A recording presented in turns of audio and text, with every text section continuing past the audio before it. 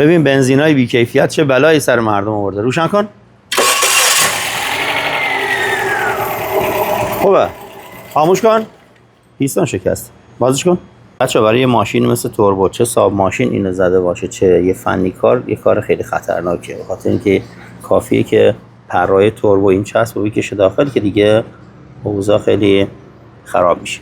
این موتور دو تا ضعف خیلی بزرگ داره. قیچی شدن واشر از این قسمت‌ها که هم شامل موتورهای توربو و هم معمولی میشه و نشونهای ایبیابیش هم اینه که زمانی که موتور داره کار میکنه اگر که دو تا سیلندر در کنار هم همزمان از کار بیفته یا کمپرسشون ضعیف بشه، یعنی واشر از بین این دو تا سیلندر قیچی شده. و ضعف بعدی هم مربوط به شکستن پیستونه که آمار شکستن پیستون توی موتورهای توربو خیلی زیاده. این قسمت سر سیلندر اگر توجه کنید رنگ این قسمت محفظه احتراق سیلندر شماره 3 متفاوته، پس هرچی هست توی همون سیلندر شماره 3. طرف مقابلشه که رنگ پیستون سیلندر شماره 3 متفاوته، پس باید پیستون رو بیرون بیاریم ببینیم زیرش چه خبر.